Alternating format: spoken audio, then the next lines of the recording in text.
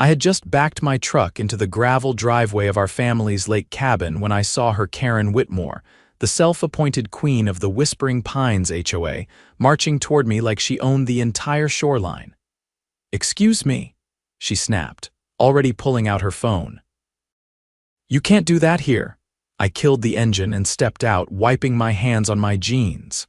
"Do what?" I asked, even though I already knew. The moment she saw the storage trailer, her eyes nearly popped out of her head. "This is unauthorized moving activity."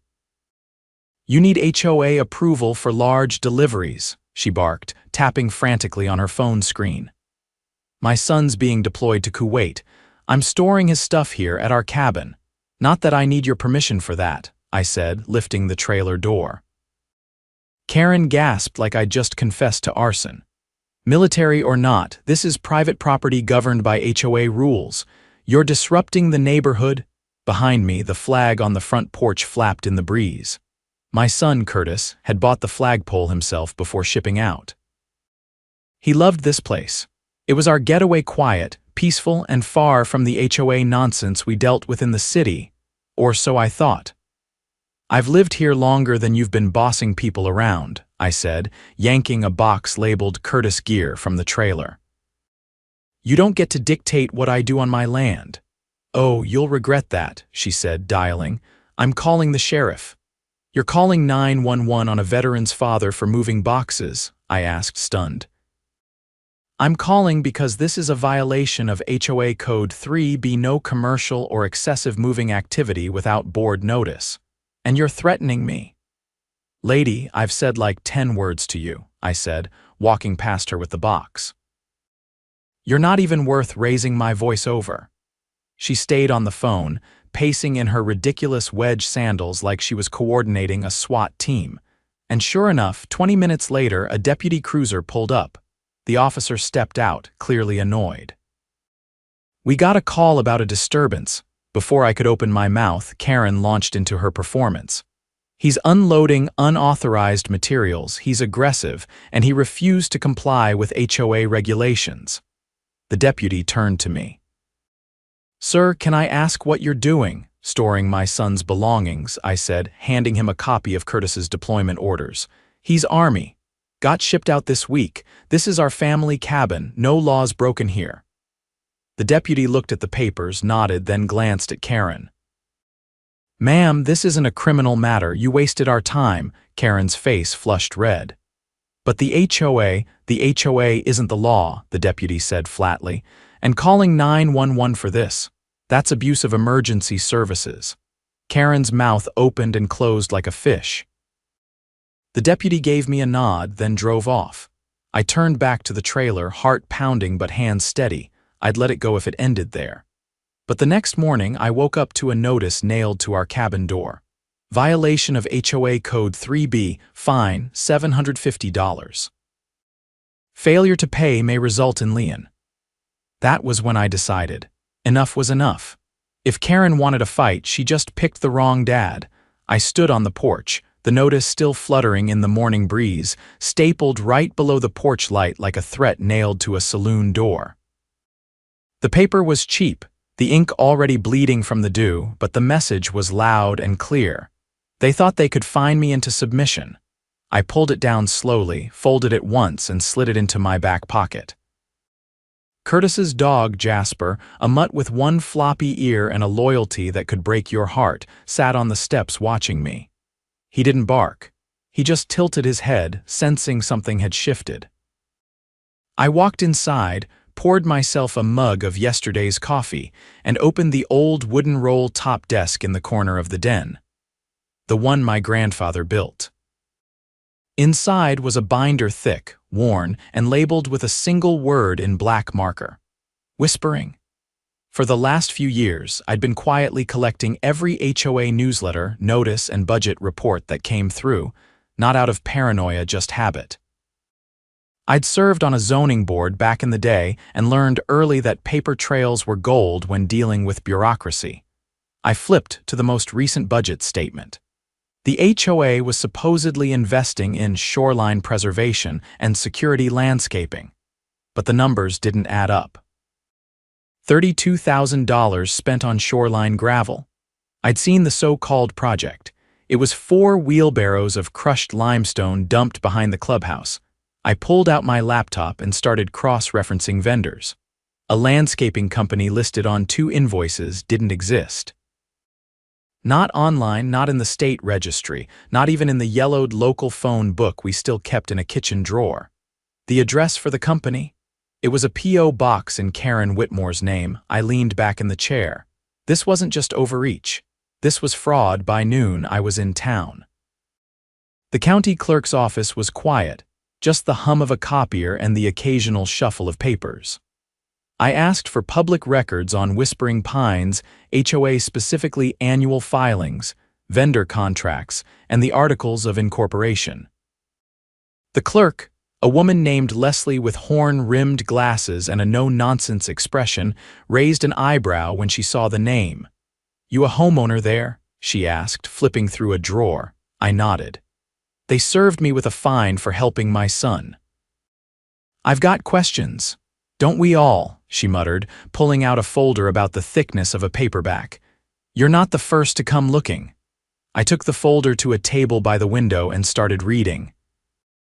The Articles of Incorporation had been amended 3 years prior, right after Karen became board chair. The amendments gave the board power to issue fines without community vote, create emergency bylaws, and suspend voting rights of uncooperative members.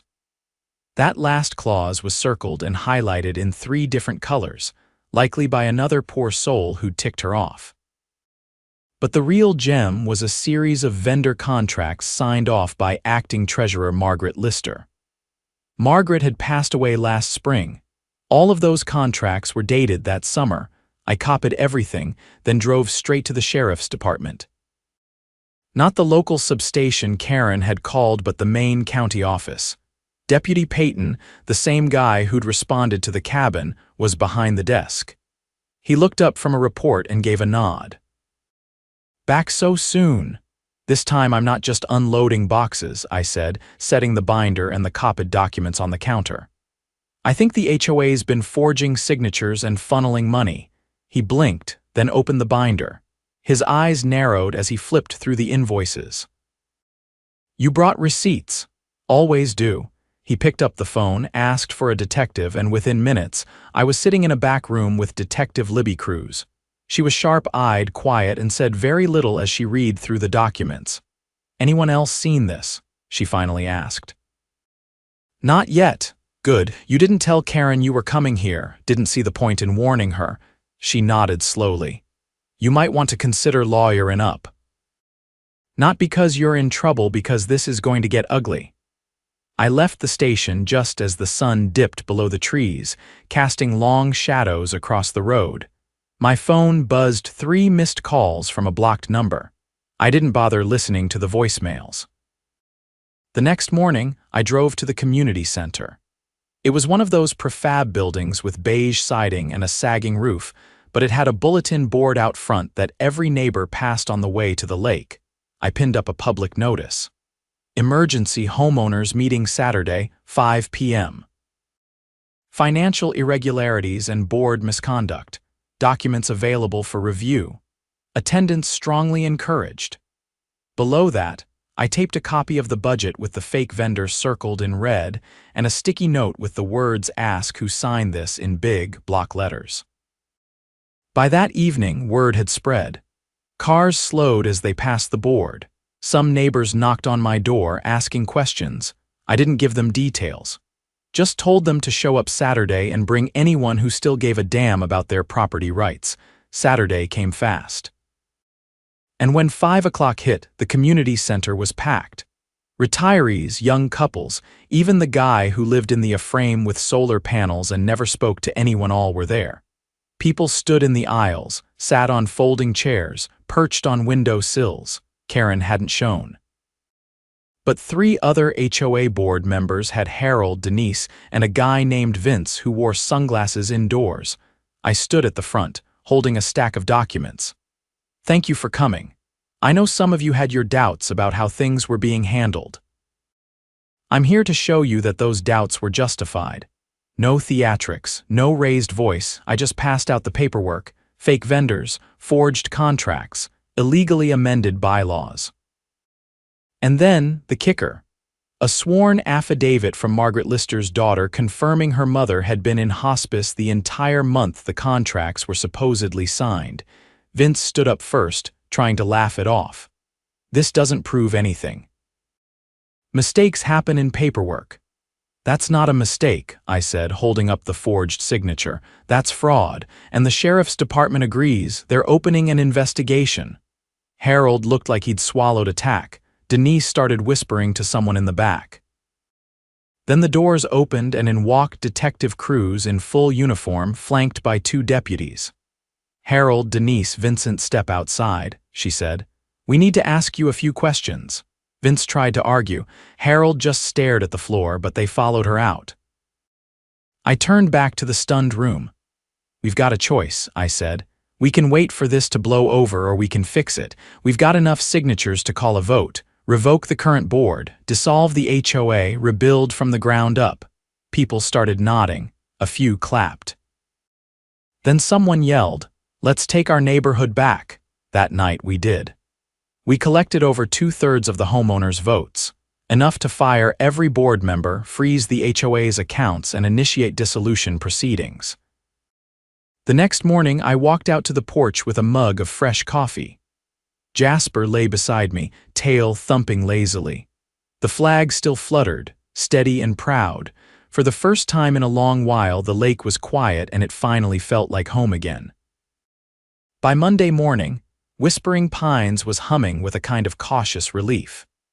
Neighbors who used to avoid eye contact at mailbox clusters were now waving across yards, comparing notes, building something new from the wreckage of the old regime. But underneath the surface, there was tension like a storm had passed, but nobody was sure if the wind was truly gone or just circling back. I wasn't naive. Cutting off the head didn't kill the whole snake. There were still loose ends, financial ones, and more importantly, legal ones. The sheriff's office had launched a criminal probe, but as Detective Cruz warned me when she called that morning, things were about to get deeper than anyone expected. "There's something you need to see," she said. "Meet me at the County Records Annex."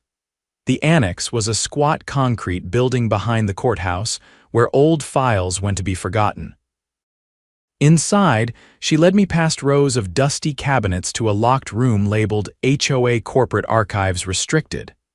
She unlocked the door, stepped aside, and let me in. On the metal table sat a banker's box. She opened it and carefully laid out its contents, a series of old leases, deeds, and maps, all bearing hand-corrected annotations. She tapped one document in particular. "This is a land use declaration filed 22 years ago. It's the original registration of Whispering Pines as a residential lakefront community." I scanned the page. "What's wrong with it?" She flipped it over and placed a second document beside it. It had the same parcel numbers, same signature, same date, but the language was different. The first declared the land residential. The second had a clause that allowed limited commercial development and easements for private enterprise.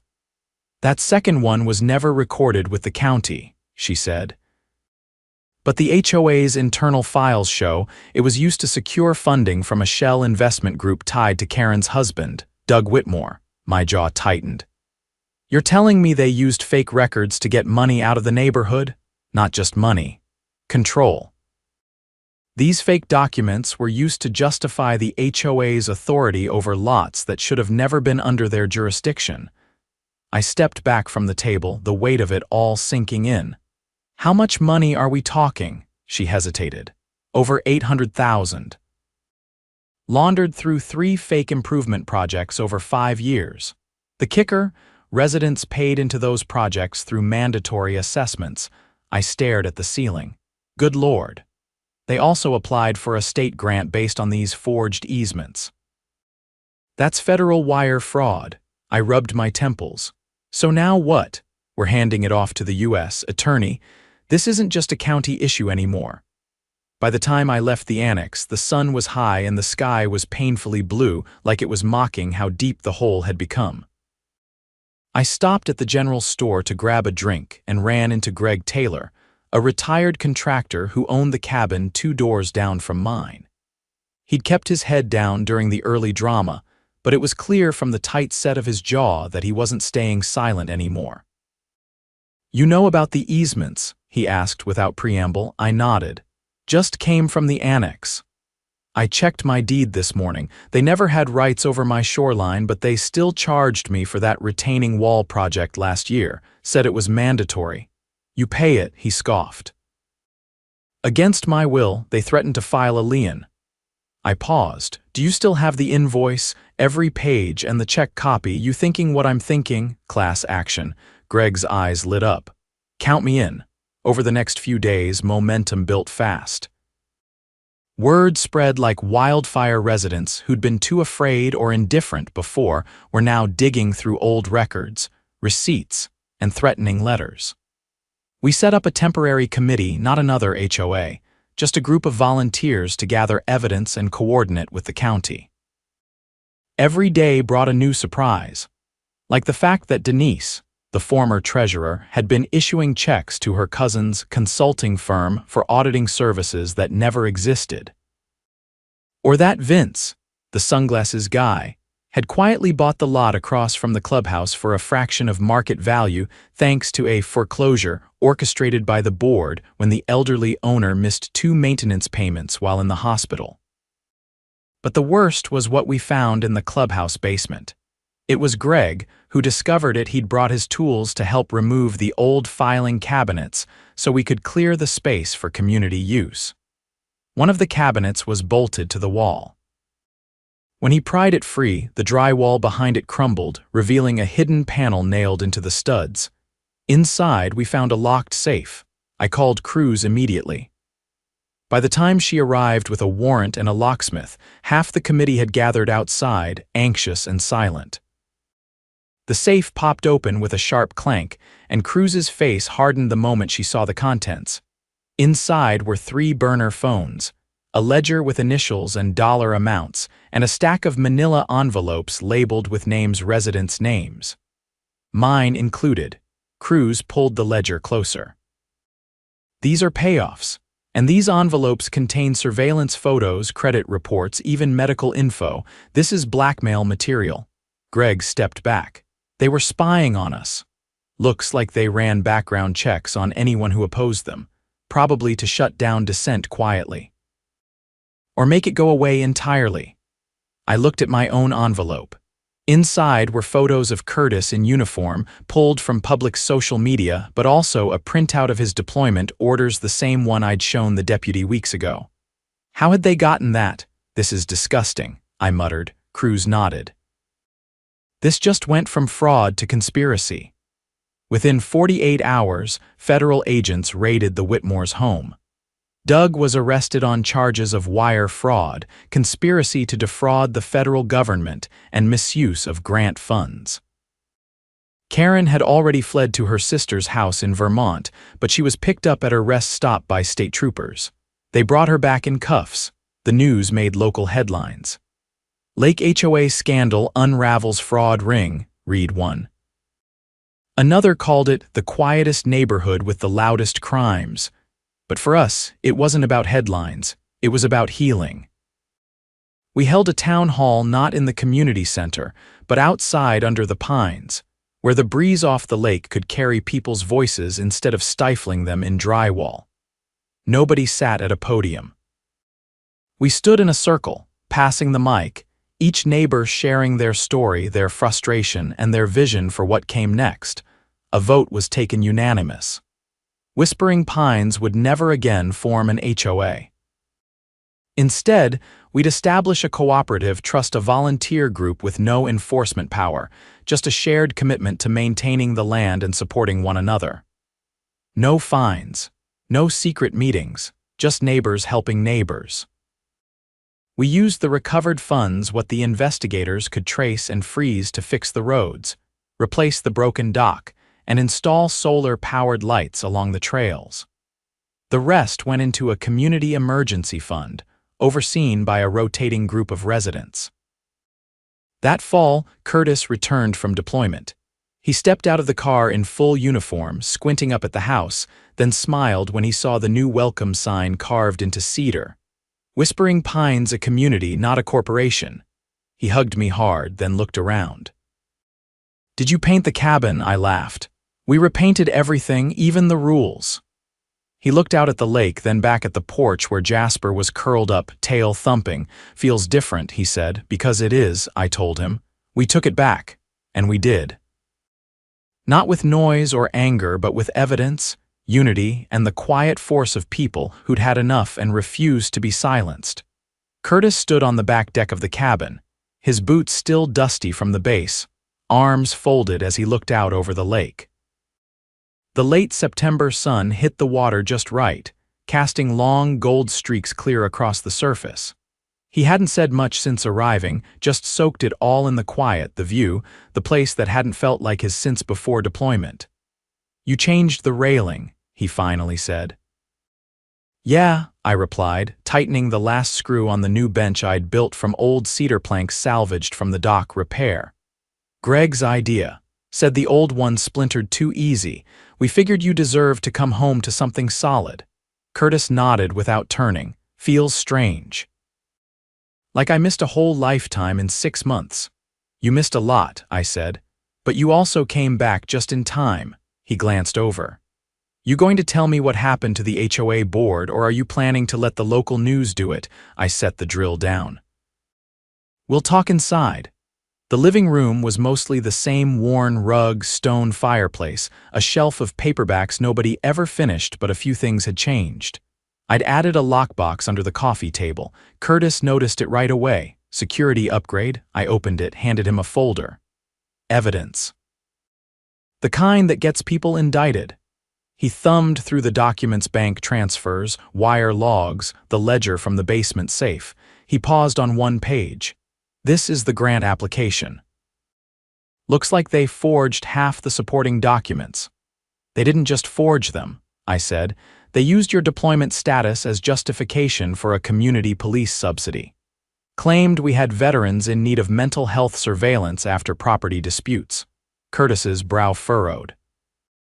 "They used me. They used all of us." He dropped the folder on the table. "What now?" "Well," I said, "the feds are prosecuting Doug and Karen. The rest of the board cut plea deals, but there's one piece that's still open." He looked up. There was a second set of grant applications. Not filed yet, but drafted. They were planning to use eminent domain through county manipulation to seize the properties of anyone who defaulted on fines. Curtis leaned back on the couch, rubbing his temple. They were going to steal people's homes. They already started the paperwork. Curtis stared at the ceiling, and I worried about sandstorms. Outside, a pickup rumbled past the cabin, tires crunching over fresh gravel. A few kids from down the road rode by on bikes, waving as they passed. Curtis waved back absently. "You ever think about what would have happened if nobody pushed back?" he asked quietly. "Every day." He stood up and walked to the window. "I want to help however I can," I nodded. "There's a community committee, no titles. Just folks keeping things honest. Then I'm in." 2 days later, we gathered in the converted boathouse, now the neighborhood's new meeting spot. No podium, no gavel, just folding chairs and a dry erase board someone propped up against a canoe rack. Curtis stood at the front, hands in his pockets. He wasn't giving a speech, just talking straight. "I didn't fight overseas so people could get bullied in their own backyard," he said. "We need to make sure this never happens again, not here, not anywhere."